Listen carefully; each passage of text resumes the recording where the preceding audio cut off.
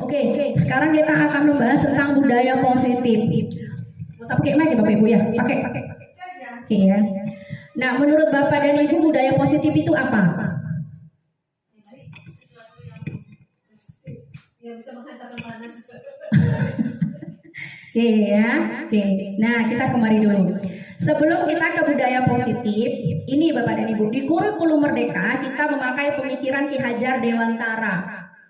Pertama, menuntun kodrat anak. Anak tuh waktu lahir udah bawa kodratnya masing-masing.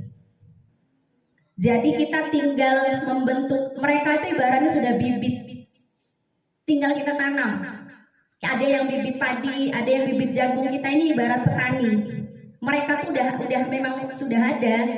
Jadi kalau dulu ada yang bilang katanya anak seperti kertas polos, enggak. Anak-anak bukan kertas polos. Mereka sudah terbentuk, tapi samar-samar. Tugas kita guru adalah untuk menjelaskan yang samar-samar tadi. Kalau seandainya kertas kosong, berarti kita bisa buat sesuka hati. Selama ini kan kita salah. Kita pikir kertas kosong, mau kita bentuk, melawan mereka. Nah, jadi bagus memang. Kemudian, nah ini yang kedua, pendidik ibarat petani dan murid adalah tanamannya. Karena mereka tadi sudah memang bibitnya, bukan kita yang buat. Apa yang udah ada itu nanti yang kita kelola. Kemudian pendidikan memenuhi tumbuh kembang anak. Bapak dan Ibu ini petani lebih paham daripada saya yang bukan petani sebenarnya. Jadi kita tinggal ngapain nanti? Mupuk. Kita nggak ciptain bibitnya. Mereka memang sudah dilahirkan seperti itu. Sudah terbentuk. Ada yang gambar segitiga tapi nggak jelas. Kita terangin nanti. Selama ini kita pikir mereka kertas kosong, kita lukis gambarnya segitiga. Waktu datang gambar segitiga, kita paksa segi empat melawan anak-anak Bapak dan Ibu. Kemudian bermain adalah kodrat anak. Makanya nanti waktu belajar adakan ice breaking supaya mereka senang, karena untuk murid-murid anak SMP itu mereka bisa konsentrasi paling lama itu hanya 40 menit paling lama. Jadi setelah 40 menit nanti pakai ice breaking. Entah main tutup mata. Ice breaking itu adalah untuk menenangkan hal-hal yang terganggu. Jadi otak ini kan tegang. Jadi namanya ice breaking. Ice breaking itu artinya pemecah es. Iya, mendinginkan. Kalau kita paksa 2 jam pelajaran, Bu, mereka belajar, ibu stres, murid-murid pingsan. Kita kan selama ini seperti itu, maksa gitu ya. Ternyata kita salah ilmunya, Bu. Udah sekian puluh tahun kita salah. Oke, kita lanjut. Ya. Nah, menurut Bapak dan Ibu, apakah kira-kira di kelas sudah melaksanakan budaya positif? Kita kan harus tahu, Bu. Kita guru harus tahu supaya bisa merefleksikan itu. Lah kalau kita nggak tahu gimana?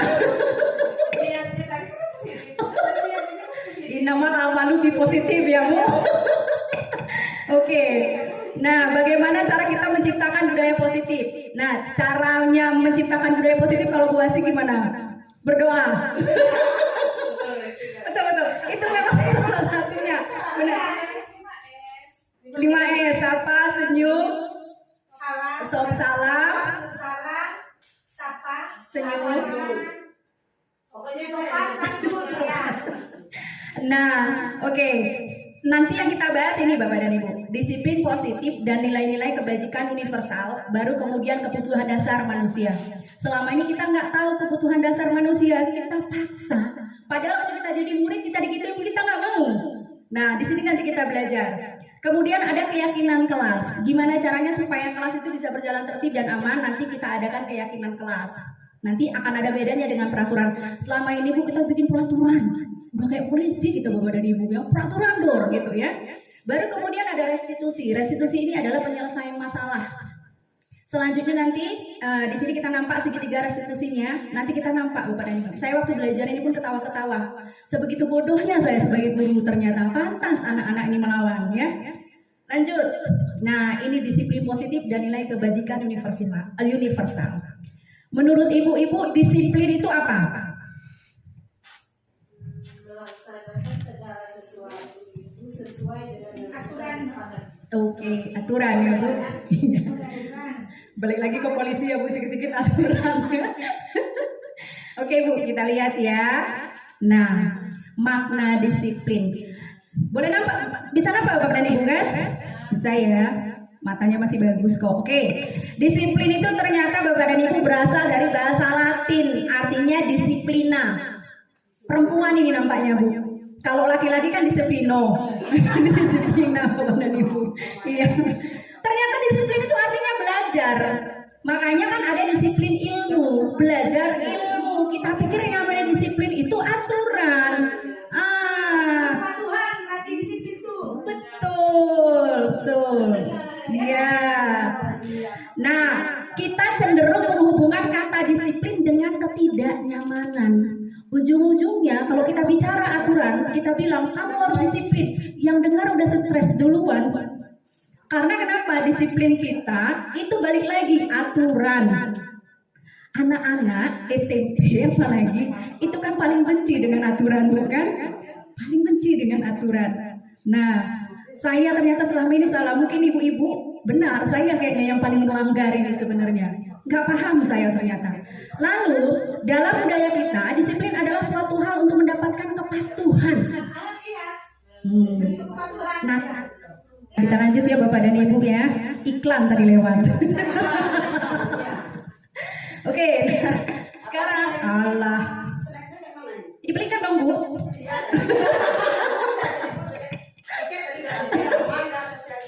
Nasi Bu, nasi Bu. Oke, daging kambing ya Bu. Biar semangat kami Bu. Oke. Oh, Bu, ini kita harus selesai. Saya nggak tahu sampai jam berapa, tapi ini kita harus selesai. Memang harus kita selesaikan supaya selesai terus. Minggu depan nggak ditunda-tunda lagi kayak kemarin. Makanya sekarang udah bisa dibeli itu. Enggak, kayaknya jam nggak bisa. Kalau jam 12 nggak selesai. Kita nanti ada permainan juga.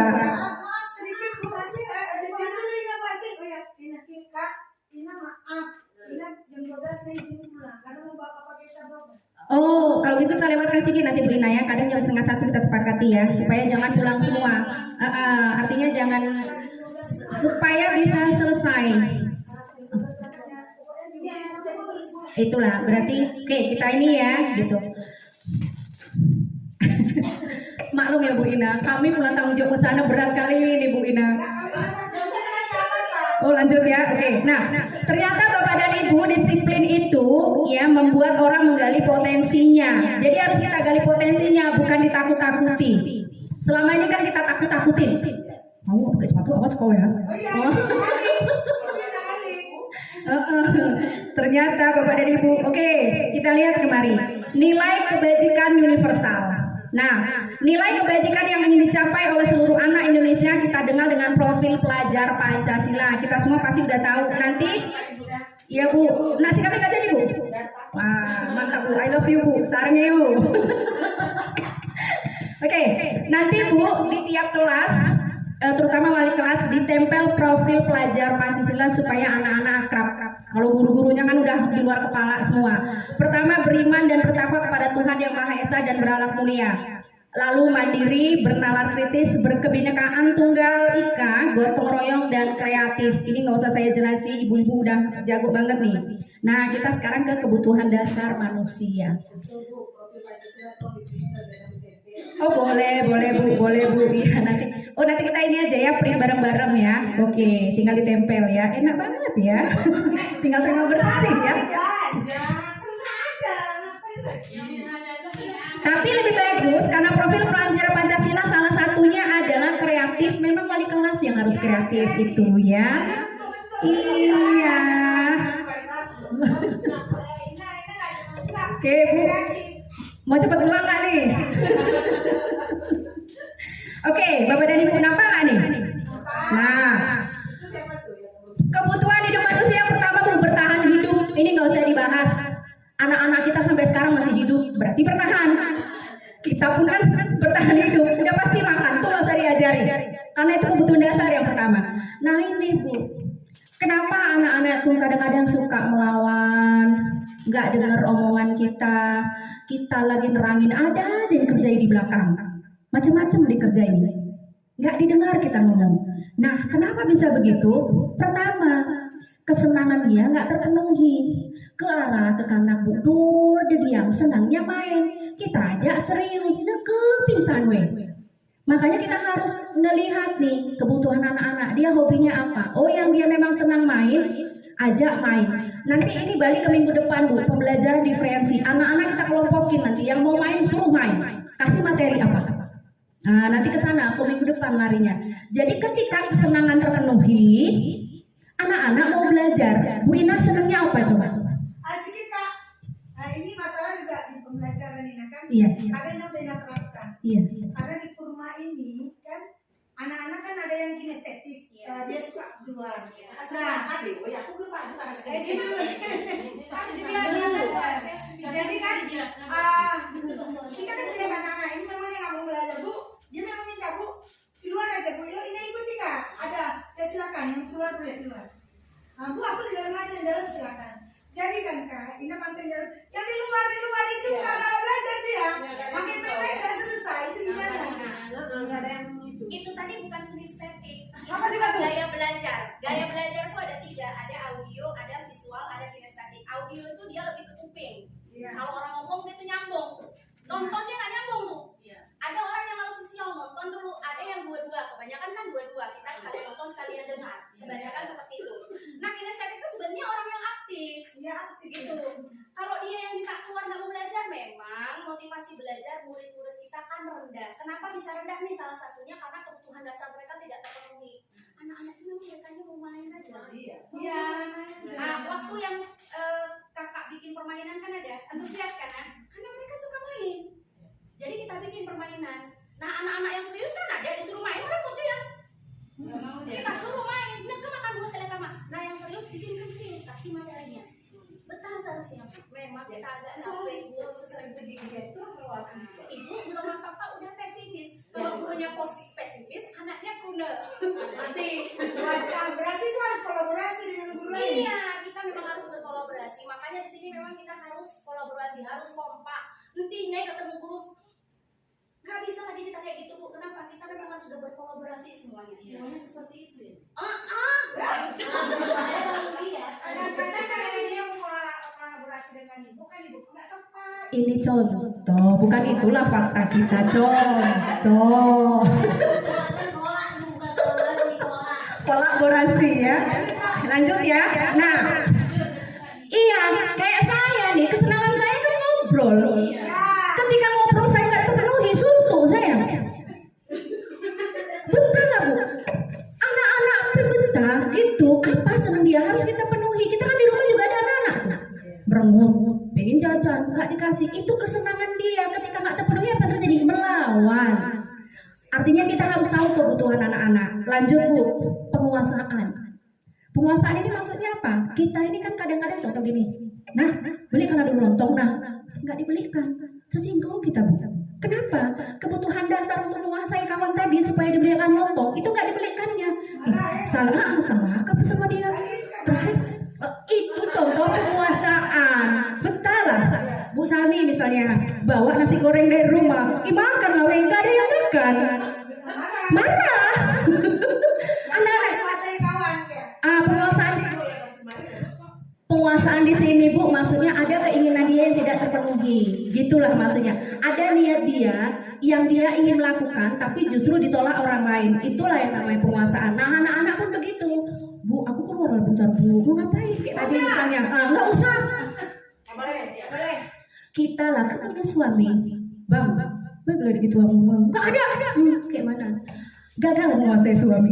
Kebetulan, contohnya kayak gitu Bu. Makanya kita harus tahu dasar kebutuhan manusia. Kita kan urut anak Disney manusia. Bahasa gayo. Dah lah tuh Bu. Iya Bu. Jadi dalam kelas itu kan ada 20. Kebutuhannya Beda-beda, betul. Sarah humana butuh laku humana miso, Sarah kamar mandi. Berarti kalau kita untuk menciptakan dalam kelas itu nyaman, tenang, kau tako meja begitu. Oh ya, salah satu bentuk daripada Kebutuhan dasar. Iya.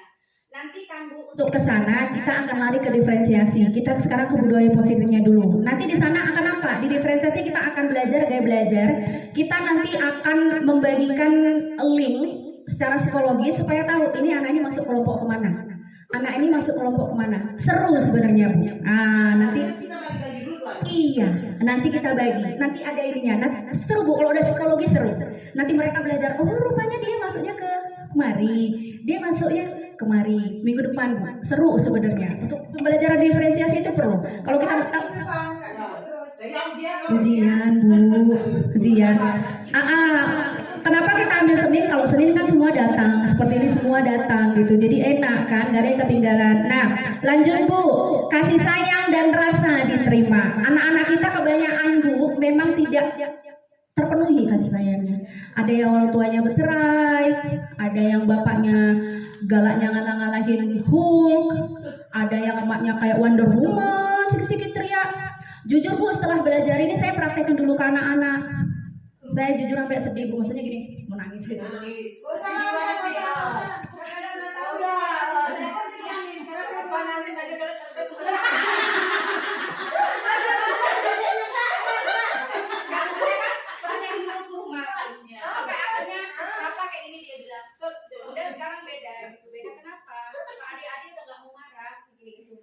Kenapa kita udah belajar kebutuhan selama ini Bu? Enggak ini sedikit marah, ini sedikit marah. Karena emosi. Iya. Emosi sama bapaknya anaknya. Itu nggak benar. Iya. Jadi ternyata anak-anak itu ketika kita tanamkan marah itu kan negatif. Iya. Ketika tanamkan negatif tumbuh dari negatif. Ditirunya, dibikinnya ke adiknya. Dulu sama Rama kan, oh siapa? Hah? Akunya mamamu yang ngasih makan kau. Nah, ada adiknya nih. Oh siapa? Oh adikku, aku abang kau. Begitu melihat itu Bu mikir, Salah dari kita. Niru dari kita Bu gitu. Jadi sekarang yang pelan-pelan lah ditempelin kertas ke dinding terserahlah. Kesenangan dia Bu, kita larang.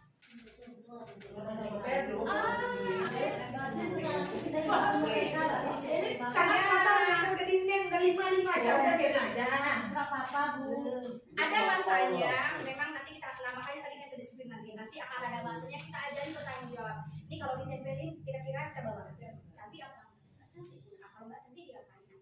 Cabut aja ya Bun. Dicabut Bu dengan sendirinya. Kalau dulu kan tempelin suka tuh nggak capek sendirinya. Yang ada didengar enggak Bu makin melawan. Jadi Rapi dan mereka alhamdulillah udah nggak salah didik kayak Rafa.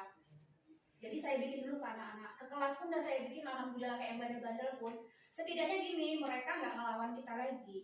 Model kayak Irfan yang sekarang ngelawan kita bikin marah makin melawan. Nah nanti kita praktekin Bu. Pokoknya jangan pesimis dulu. Bagus Bu, serius bagus.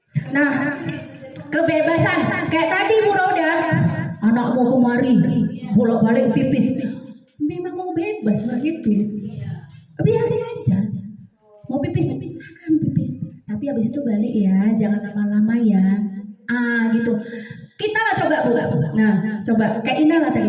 Kak, aku permisi Kak. Waktu dibilang nantilah dulu, itu aja udah gimana sih?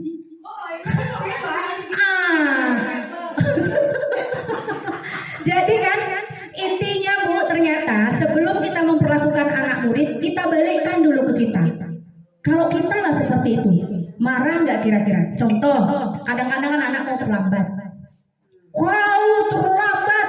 Nah, balikkan ke kita. Kalau kita baru terlambat sebentar aja dipanggil kepala sekolah. Ibu terlambat Bu. Baru sebentar terlambat. Betul lah Bu. Jadi sekarang saya paham, makanya kok terlambat tuh saya kayak ini. Oh iya, misalnya saya pun kalau terlambat langsung ditegur, terlambat ya. Kalau dipanggil kepala sekolah terlambat sedikit dong, ini terlambat.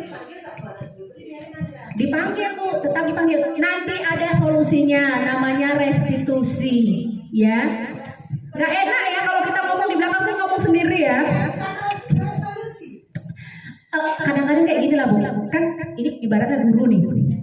Pas kayak gitu kan murid di belakang ngomong tuh ya, ngomong gitu ya kan. Terus kita ngajar ke kelas, kalian ya ibu ngomong gak didengar. Giliran kita waktu ikut kayak gini kita pernah ribut-ributan. Kita masih ngobrol sama sendiri. Itu kemarin mau kebutuhan dasar. Saya menginginkan kebutuhan penguasaan karena saya di depan kebetulan. Yang di belakang kebebasan dan kesenangan.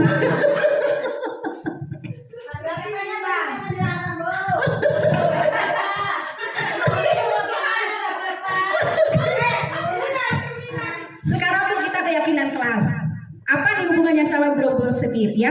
Kira-kira Bu, keyakinan kelas itu apa? Sama nggak dengan peraturan kira-kira? Kebiasaan yang dijalankan dengan kelas. Boleh. Ya sama seperti kontrak. Oke, iya. Coba kita lihat ya Bu. Nah, ini kan Bu, mengapa tidak peraturan saja? Mengapa harus keyakinan kelas? Nah, saya jelasin. Kalau peraturan itu anak-anak tidak dilibatkan. Tiba-tiba aja ada peraturan masuk SMP 65 Gajah, peraturannya udah harus pakai sepatu hitam, pakai kaos putih. Anak-anak kan nggak dilibatkan. Keyakinan kelas, anak-anak dilibatkan dan konsekuensinya mereka harus tahu. Kalau peraturan ketika mereka melanggar, nggak tahu Bu. Masih ada alasan yang tahu kenapa? Peraturan itu keterpaksaan, karena dia tidak dilibatkan. Kemudian peraturan itu boleh menggunakan kata yang negatif, misalnya jangan terlambat, itu peraturan. Jangan merokok, itu peraturan. Keyakinan itu harus menggunakan kalimat yang positif, yang dia tidak berbentuk larangan, tapi ngajak. Contoh misalnya jangan merokok. Keyakinan kelasnya jaga kesehatan, jaga jantungmu. Nah seperti itu. Larangannya misalnya jangan membuang sampah sembarangan, itu kan peraturan. Kalau keyakinan berarti jagalah kebersihan, buanglah sampah pada tempatnya. Nah seperti itu. Keyakinan kelas, saya lihat itu kemarin alhamdulillah, walaupun kita sosialisasikan, tapi kemarin udah jalan.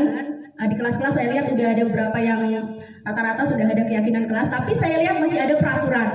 Nanti setelah ini boleh kita ganti lagi. Tindak lanjutnya adalah nanti terutama wali kelas bikin keyakinan kelas, dan untuk mata pelajaran masing-masing nanti bikin keyakinan mata pelajarannya. Setiap masuk mata pelajaran apa yang harus diyakini. Makanya kita pakai keyakinan, artinya keyakinan anak murid.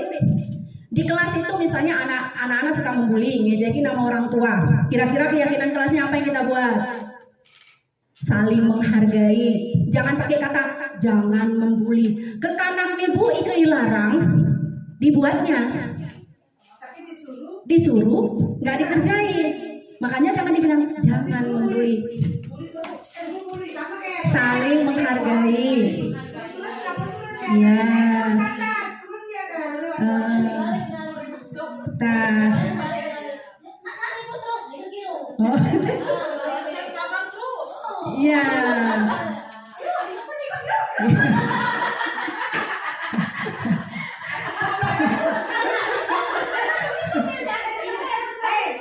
Nanti kalau misalkan berapa? Inilah nanti setelah semua ini kita jalankan kan pasti ada hambatan, pasti kan ada halangan. Teorinya kan seperti ini, bagus, cuman kan nggak semua orang bisa melaksanakan itu. Pasti kita ketemu halangan. Nah, disitulah kita berdiskusi, disitulah kita berkolaborasi. Bagaimana caranya mengatasi anak yang pakai teori ini kok nggak bisa? Yakin saya, pasti nggak akan bisa dilaksanakan semua. Karena anak kita ini kan datang dari latar belakang yang kita sudah paham polisinya bagaimana.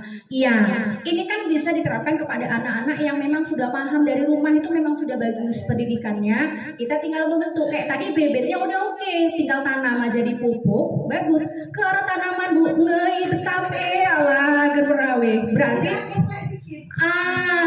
itulah maksudnya. Itulah gunanya komunitas belajar, maka kita saling sharing di sana. Pokoknya apapun yang dikerjakan sekarang dipoto di video Bu. Supaya ada aksi nyatanya nanti. Itu. Ya, nah sekarang Bu, ini kesepakatan kelas sama dengan keyakinan kelas tadi. Jadi mau buat kesepakatan kelas dan keyakinan itu gunakanlah kalimat-kalimat yang positif. Jangan kalimat yang negatif. Kalau negatif itu berarti masih peraturan. Sekali lagi peraturan itu tidak melibatkan siswa, ya. Sementara keyakinan kelas melibatkan siswa. Apa yang ada di pikiran mereka, apa yang mereka sepakati bersama, itu kita jadikan keyakinan kelas dan ada konsekuensi yang juga disepakati bersama. Misalnya tadi saling menghargai. Ke arah anak-anak kita nih ngebully lagi nama orang tuanya, bikin konsekuensinya apa misalnya. Itu mereka yang memutuskan, jangan kita. Jadi di situ memang kita mengajarkan anak-anak untuk mandiri. Jadi itu sesuai dengan profil pelajar Pancasila. Nanti hukumannya dia sendiri yang minta. Dan gini Bapak dan Ibu, kita tidak bisa menularkan sesuatu yang positif kalau kita justru negatif. Salah satunya kalau kita pesimis. Itu juga kan udah negatif. Intinya kalau saya pribadi, guru itu punya ikatan batin sama siswa. Makanya saya sebisa mungkin tuh kalau pelatihan kemanapun, satu contoh aja, kalau saya pelatihan kemanapun itu saya usahakan selalu melihat ke depan, mendengarkan orang yang berbicara. Karena kalau itu kita lakukan, percayalah Bu, di kelas anak-anak akan melakukan hal yang sama. Kita ngomong, mereka pasti ribut di belakang. Jadi kita itu punya ikatan batin sama anak-anak, sama kayak orang tua. Orang tua itu kan bisa dibilang gambaran anak-anak. Murid juga gambaran guru sebenarnya. Jadi kita dulu yang harus dipositifkan nih. Kalau kita mau memberikan budaya positif, kita dulu yang positifkan. Pertama, optimis dulu. Pasti bisa kita. Apalagi kalau kita bareng-bareng, bisa kita Bu. Saya yakin pasti bisa. Kita lanjut ya Bu. Oke. Sekarang kita masuk ke bagaimana cara membuat keyakinan kelas. Nah ini tadi Bu ya. Murid menulis keyakinan yang mereka inginkan. Nanti kasih kertas masing-masing. Ya, terserah mereka menulis apa. Ya. Kemudian guru dan siswa mengulas keyakinan yang sudah ditulis. Nah, boleh kita praktek sekarang kalau enggak ya? Kan sama Jelas dulu. Murid menulis keyakinan yang mereka inginkan. Itu di saat kita mau menyampaikan materi. Enggak, keyakinan kelas itu untuk wali kelas. Untuk wali kelas. kan sedikit kayak Ina bahasa Indonesia. Wali kelas nih, bukan wali kelas. Iya, makanya tadi kan bahasa Indonesia kan pertama masuk biasanya Ina buat kontrak belajar sama anak. Itu kesepakatan. Itu kesepakatan ya kan. Jadi kayak misalkan kalau nggak buat ini kalian terus sendiri nah yang buat apa? Kalian kayak mana kosin apa konsekuensinya? Itu berarti kan sama seperti ini. Ya, tidak pernah itu. Udah dijalankan. Iya. Karena orang itu nulis sendiri Bu Asih, bukan kita. Orang itu nulis sendiri, Bu kalau ngajar harus begini. Dan kalau kami begini, kami maunya diginikan. Nah, itu maunya dia. Betul. Iya. Ketika untuk mata pelajaran kita sebutnya kesepakatan kelas. Dan itu berlangsung di mata pelajaran itu aja. Jadi setiap guru nanti punya kesepakatan masing-masing. Dan untuk di kelas nanti namanya keyakinan kelas. Itu nanti wali kelas. Artinya kesepakatan universal di kelas. Itu berbeda dengan mata pelajaran masing-masing karena dan setiap kita masuk Bu harus ada selalu kesepakatan kelas. Itu selalu ada supaya bisa berjalan kondusif. Gitu. Jangan tiba-tiba ngajar aja nggak ada kesepakatan kelasnya. Jadi anak-anak kan harus diajari juga bagaimana cara memberikan pendapat. Jangan tiba-tiba nyelonong. Itu harus minimal iya angkat tangan dulu betul. Mantap Bu Ina. Oke, kita lanjut. Nah, kenapa Bu? Siswanya lagi, iya lah, ini jenius. Jenius. Oke. Nah, jadi Bu nanti coba kita bikin ya sekarang. Masing-masing ibu sekarang buat di kertas ini. Ini nggak bakal kan kayaknya.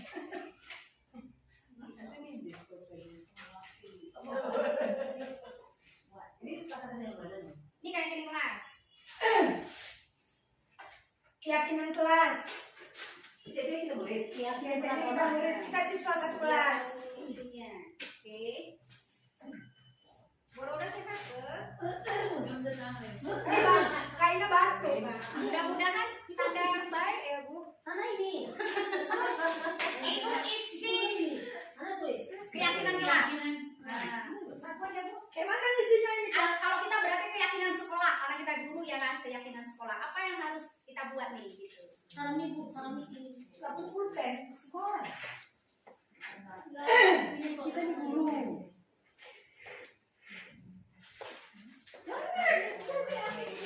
Contohnya kayak mana nih Kak? Suratnya saling. Mana nih? Masing-masing aja, masing-masing. Hah? Masing-masing aja, boleh. Apa dulu?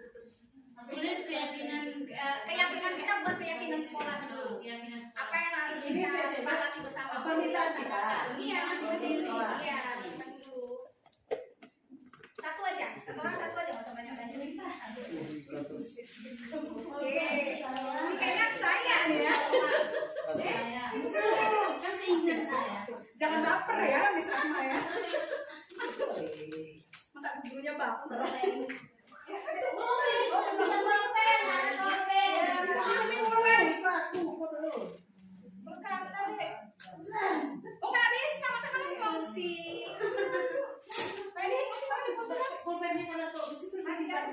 Ini murid baru ya. Apalagi ya? Aja, nggak usah banyak-banyak. Oh iya ada dua. Kalau murid pintar kayak gitu ya.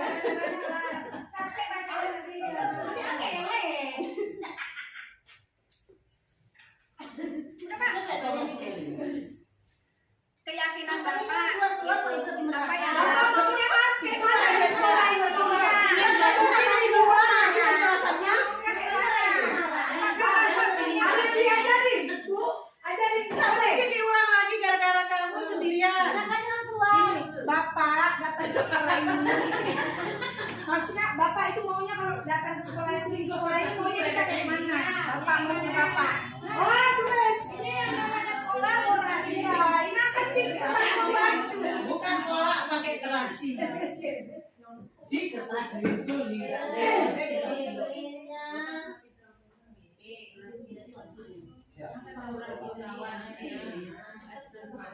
Ya Bu, tenang Bu. Tadi kita ini.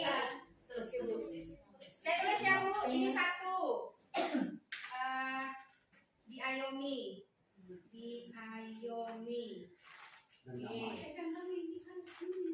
Nanti kita sepakati ya. Yang kedua, jujur. Yang ketiga, ini jujur dan miring terbuka. Baru kerjasama yang baik. Terus nyaman dan damai. Terus kompak kalian berdua di belakang ya.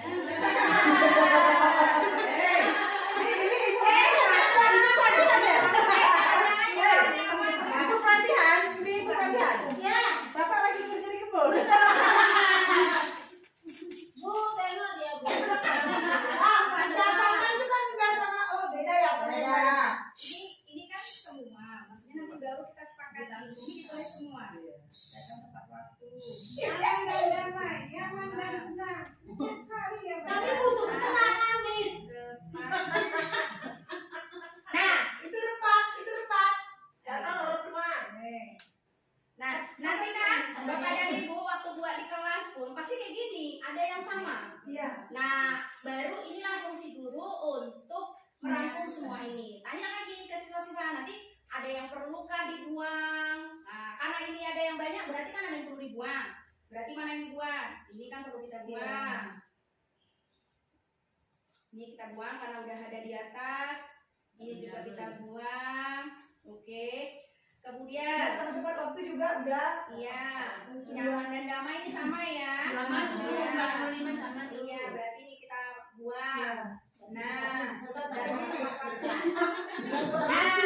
Sama namanya gua. Yang ribut juga kau.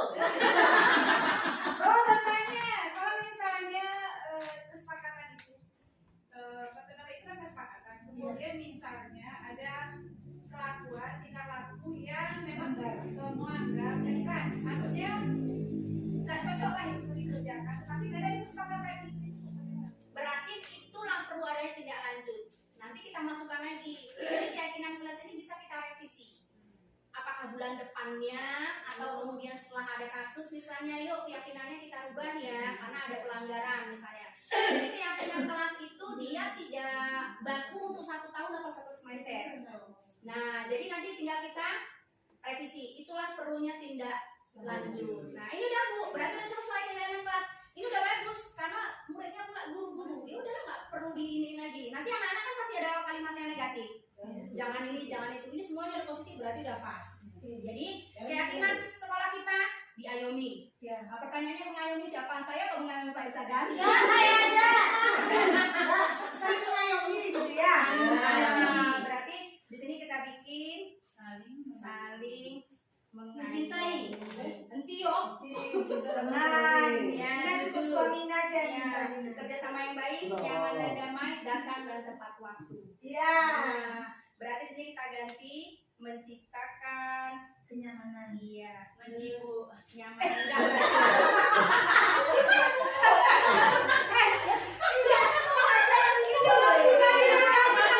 Maksudnya dirubah.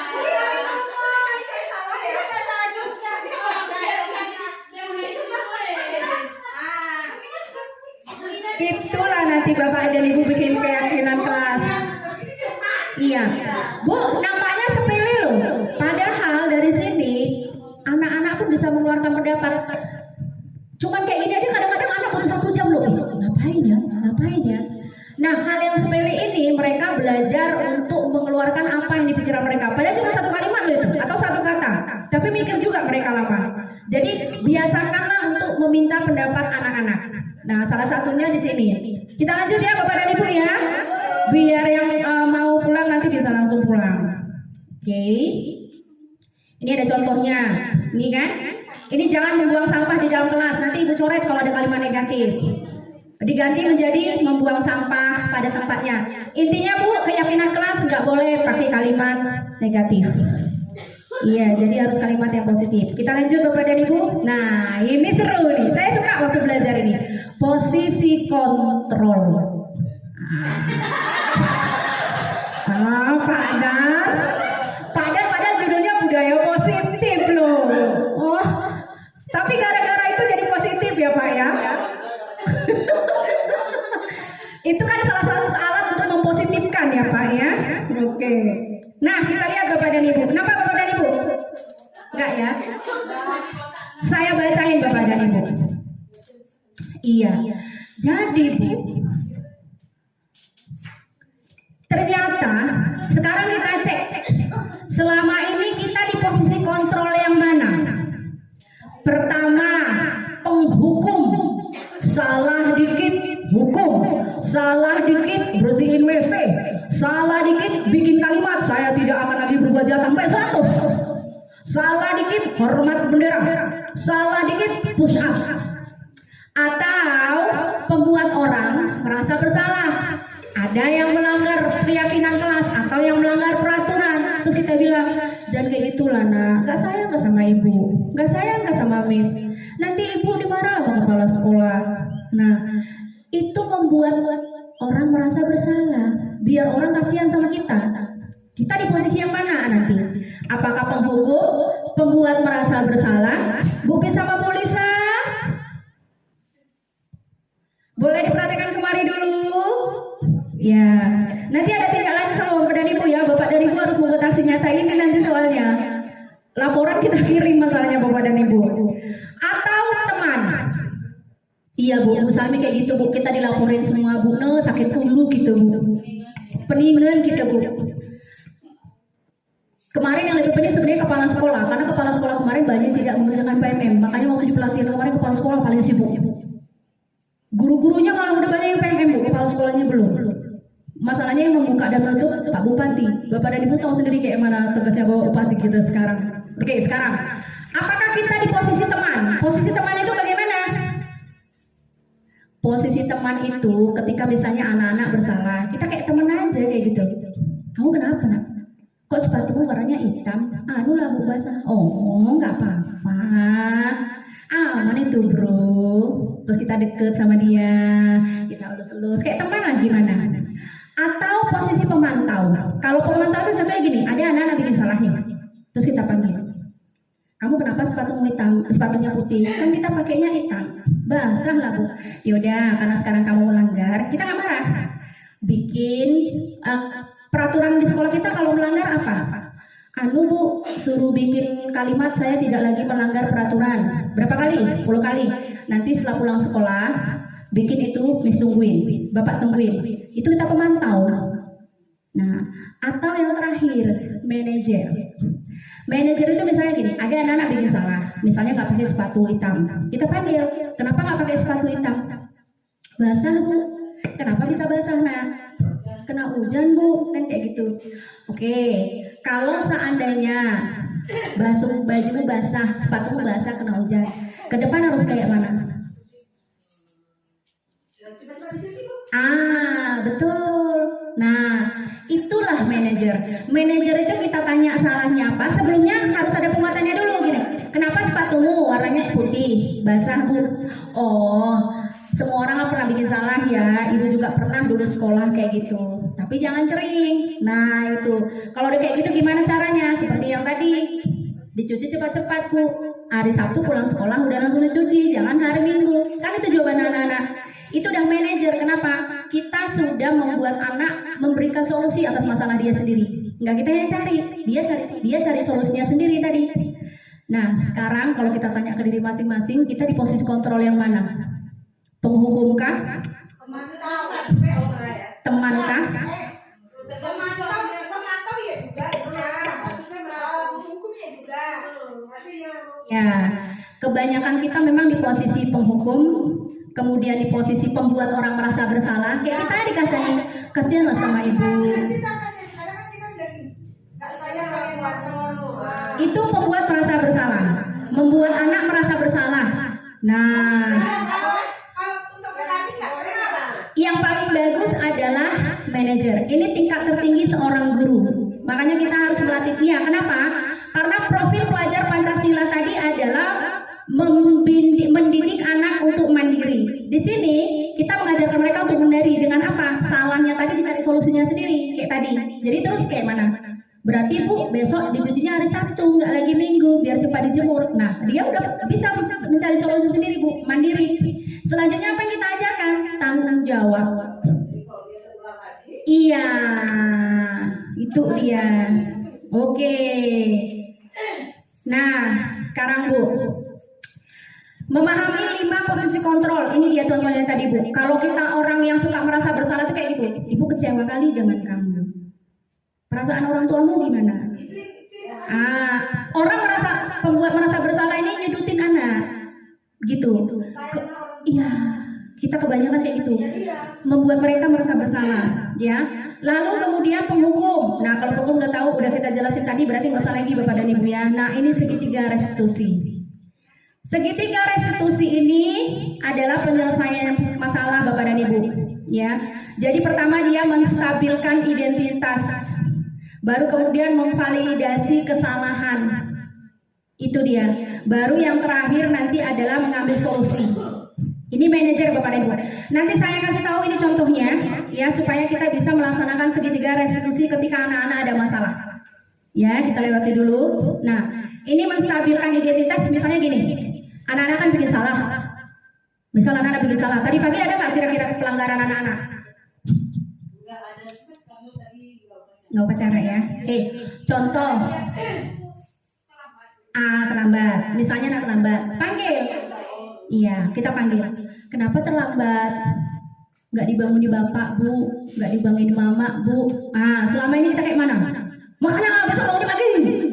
Oh enggak. Bu jangan namanya bangunkan kamu yang bangunkan mama. Sama berarti Bu, beda intonasi. Kalimatnya dibalik aja. Nah, jadi Bu, jangan langsung ke situ. Distabilkan dulu. Anak orang bersalah itu biasanya dia tahu dia salah. Kita marah, Berarti ditanya psikologisnya terganggu. Kayak kita lah, kita bikin salah nih, nggak ngerjainnya administrasi. Kita ditanya misalnya sama kepala sekolah, Ibu kenapa nggak ngerjain administrasi? Kebetulan, lah Bu nggak sempat. Ibu kan udah guru, harusnya Ibu kan tahu. Bagaimana perasaan kita Bu? Betul. Jadi kayak mana caranya? Nah, buatnya kayak gini. Contohnya nih ya.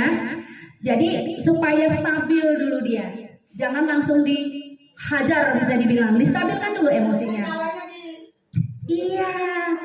Karena sebenarnya dia tahu dia bersalah. Jangan kita sudutkan. Nah, jadi perlu ilmu psikologi memang di sini. Jadi kita bilangnya gimana? Gak ada lah manusia yang sempurna. Miss juga dulu pernah terlambat. Ibu juga dulu pernah terlambat. Nah, tapi kan jangan sering-sering, kan kayak gitu. Kalau sekarang nggak apa-apa lah. Itu contohnya. Jadi dia ngerasa, oh iya ya, gitu. Jadi distabilkan dulu nih psikologisnya. Jangan langsung kita hentak begitu. Nah, selanjutnya setelah itu adalah memvalidasi kesalahan. Baru kita tanya, kalau terlambat itu benar atau salah? Kira-kira apa jawaban anak? Salah, karena dia tahu memang salah. Jadi nggak perlu kita tuduh, dia udah tahu dia salah. Jangan langsung itulah. Makanya besok suruh bangun, jangan. Terlambat, Miss juga pernah terlambat kok. Namanya manusia, sekali-sekali terlambat kan nggak apa-apa ya. Baru divalidasi nih, supaya dia tahu dia salah, kita validasi dulu kesalahannya. Terus kita bilang, kalau terlambat itu benar atau salah?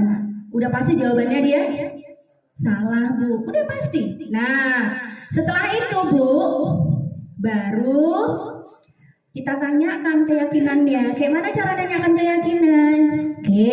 Kalau memang terlambat itu nggak benar, kalau memang terlambat itu nggak salah, besok gimana biar nggak terlambat? Iya, pasti anak-anak bangun cepat, Miss. Dari rumah jam sekian, Miss. Itu dia udah ngasih solusi, berarti dia udah mandiri. Harus bertanggung jawab, dapatlah profil pelajar Pancasila tadi. Pasti begitu. Cuma nanti kendalanya ke depan adalah ketika ke depan melakukan hal yang sama lagi. Kan seperti itu nanti kendala ke depannya. Ini kita bicara yang nomornya dulu Bapak dan Ibu. Jadi intinya ketika anak bersalah, Bu, jangan langsung ditodong. Jangan langsung disalahin. Dia tahu kok dia salah, kayak kita bikin salah. Pada dasarnya manusia ketika salah, Bu, mau dibela atau disalahin? Dibela. Kita pun kalau salah, kita tahu kita salah, tapi pasti pengen dibela. Pasti pengen dibela. Anak-anak juga kayak gitu. Jangan langsung kau terlambat, makanya besok-besok kamu cepat. Iya, udahlah dia dari rumahnya pun udah lari-lari. Nggak usah. Sampai kemarin, kau terlambat.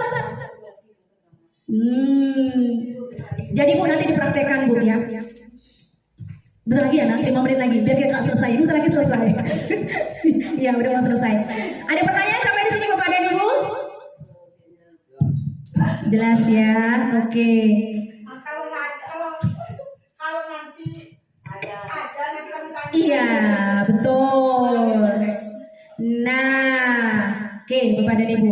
Ini pertanyaan buat Bapak dan Ibu. Setelah belajar tadi Bu, apa paradigma yang Ibu dapatkan? Iya. Saya seorang guru yang suka berhukum, yang suka ngomongin anak-anak generasi. Kamu ya, Berarti selama ini salah kita mendidik anak. Sebenarnya Masa mendidik anak di rumah berarti salah. bahasa Indonesia bukan salah. Dulu ketika kita belajar kurikulum yang lalu, ini merdeka baru sekarang merdekanya. oh berarti Sehingga kemerdekaan Beda kurikulum dulu sama sekarang. berarti kita guru yang profesional selalu mengikuti kurikulum. Iya. Sama kalau kurikulumnya kebanggaan kita kan Ya. Berarti Bu udah dapat nih gambaran kurikulum merdeka itu apa berapa? Mendekatkan diri kepada anak. Mantap Bu, mantap. Memberikan kebebasan anak, mantap Bu. Sebenarnya suatu kita kesepakatan dengan siswa. Kesepakatan dengan siswa, mantap Bu. sesuai dengan judul buku memerdekakan anak. Jadi Bu, kurikulum bagus karena bagus. Wow, mantap. Oh iya, Ibu semangat Ibu. Ini memang semangat yang harus dibutuhkan di kurikulum merdeka. Semangat dulu. Bu Roda luar biasa. Sakit aja Bu Roda datang ke sekolah. Saya akui. itu karena kurikulum merdeka kan? Iya, serius. Jadi Bu Roda salah satu guru yang saya acungi jempol. Sakit pun datang ke sekolah. Betah. Nah, mantap, langsung salam kita dulu. Iya kan, salah satu guru yang kalau sakit pun datang dia. Serius. Terus semangat. Kalau tahu Bu Roda di kelas, luar biasa. Mantap.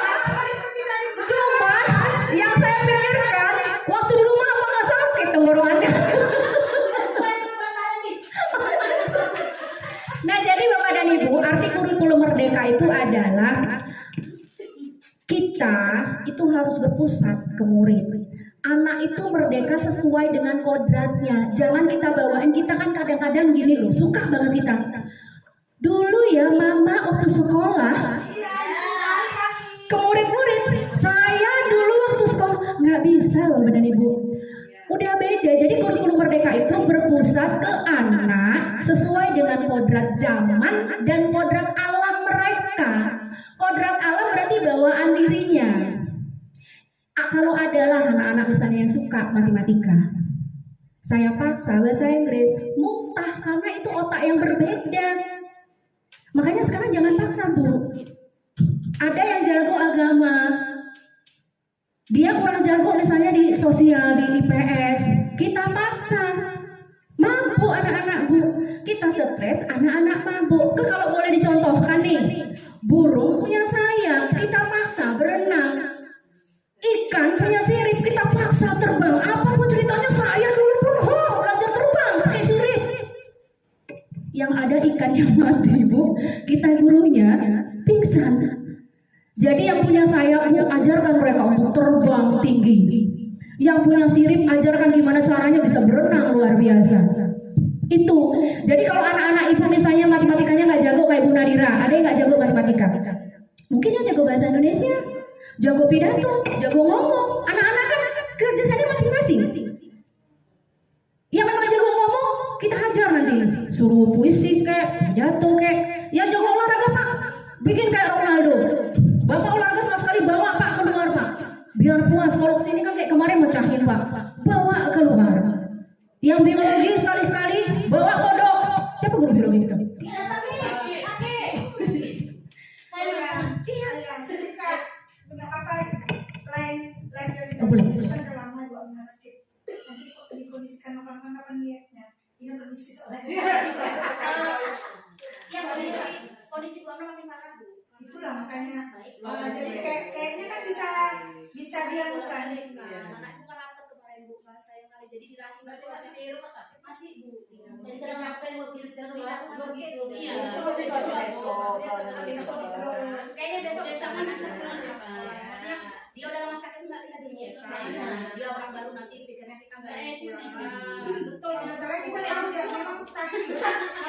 Tapi kalau saya rasa besok tuh bisa karena anak-anak jawabnya cepet kali. Itu kan ada soalnya. Saya 25 Bu. Anak-anak kita kalau merasa bersalah sampai Tapi asli anu Bu, banyak teks ya. Jadi solusinya ke depan bagaimana Bu? Ada sendiri. Nah, itu sudah masuk segitiga restitusi ya. Bu, saya nggak nyalahin loh Bu ya, wajar manusia Bu. Apalagi kemarin kan masih. Tapi dia nggak kasih berarti itu ke depan dia nggak Inilah contoh restitusi. Ibu kenapa bikin soal cuma 10? bisa. Nggak bisa. Apa itu udah jadi? Menurut Ibu 10 soal sementara disuruh 20 itu benar apa salah? Ke depan kayak mana Bu? Itulah contoh restitusi ketiga kayak gitu Bu. Saya nggak bercandain. Bu Asi ya, ini salah. Kayak tadi kan Ibu kecil hati walaupun bercanda. Aku pun nggak bisa gitu ya. Begitulah Bu anak-anak. Bu, kalau saya boleh kasih saran Bu, sebelum ke murid praktekkan dulu ke anak-anak. Percaya ke saya Bu, perubahannya ada. Kan kita ini akan menjalankan, memang mau nggak mau harus kita jalankan. Ya. Yang pasti pikiran sekarang adalah kita anak atau ada 30. Yang seperti dikatakan tadi kita harus kolaborasi. Kalau kayak ada misalnya yang mau ke lapangan 5, yang nggak mau 6. Jadi yang tinggal ini siapa yang mengurusnya? Kita kolaborasi sama kawan tadi. Ya, maksudnya kita punya masing-masing nih, kita pun di kelas. Guru yang ada kayak. Bu, jangan salah paham dengan kolaborasi yang itu ya. Kalau mata pelajaran itu tetap ditangani masing-masing. Nanti anak bisa berdasarkan dengan gaya belajarnya, kemudian dengan kemampuan belajarnya. Untuk gaya belajar, kita belajar minggu depan, kita belajar psikologi di sana. Enak Bu yang suka biologi nanti belajar kali siang. Nanti kita bakalan tahu anak kita itu Bisa gimana. diselit kayak hari Rabu. Kenapa itu sih harus ke depan kan? Kalau bukan komunitas belajar kita kan memang programnya positif tadi Bu ada di PMM tuh soal. Oh iya bentar ya. Pengennya kan Miss, saya maunya tiap hari Kamis. Terus kita kan kelas. Kita ada hasil. Mungkin ya Bu, kayak Bu Asi tadi. Iya. Kalau mata pelajaran enggak, kolaborasi itu ke semua guru terlibat jika proyek. Berarti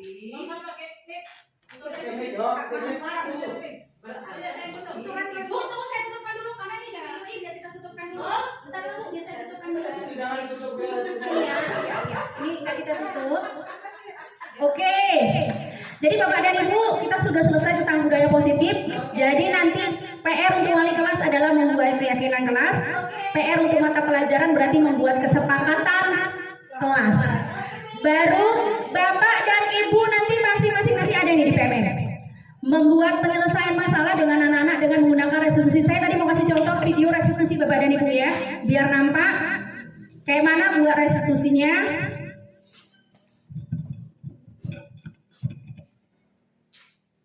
Bentar ya Nak, biar tahu ya Nak. Bentar ya Nak. Ntar ya. dia udah mikir di sana nih. Iya ke lalu cincin. Oh, batasnya tahu. Kayak Bu. Ada soal darahnya. Apa? Namanya kan sedikit mirip adenanya.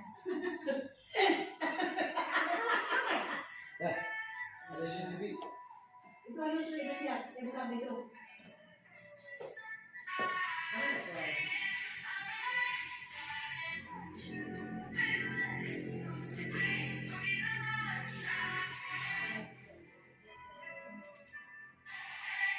Oh, bukan ini.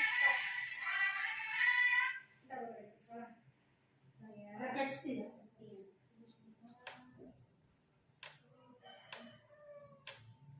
Refleksi mandiri kan. Kebanyakan soalnya yang bersistrasi.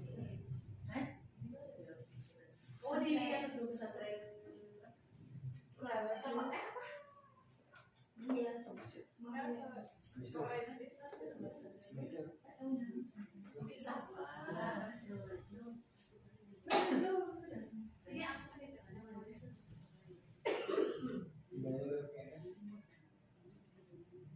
Kalian mau Ah, oke, ini Bapak ada.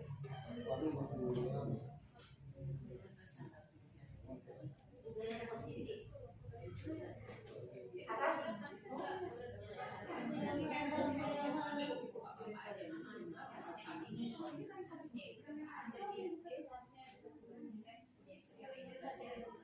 apa? Udah kak?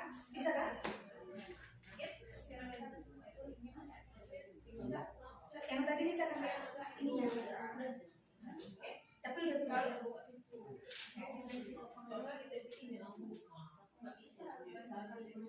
Apa aja ketik email? Oh, berarti tadi pakai email bapak.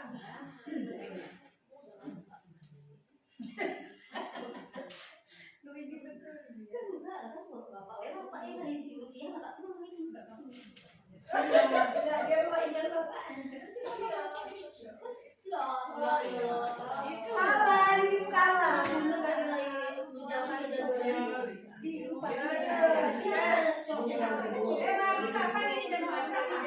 Besok terus semuanya. Besok kan cepet. Oh, pilihan ganda anak-anak. Besok apa? Bahasa sama matematika. Enggak, kita masuknya cepet, jangan kayak kasih jadinya mama. Ah, ini. Bu, udah. Nah, ya. Oh, kita bawa dari dia, kita tonton ini dulu ya.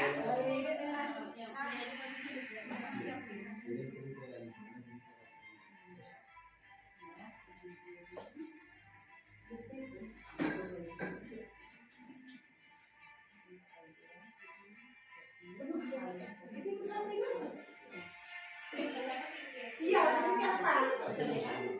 Jangan Bu. Kak, jawab kak. Katanya kakak ada cantik, kayaknya mau cantik. Biar apa? Biar dengar suaranya semakin. Ini terakhir Bu, abis ini kita bisa pulang.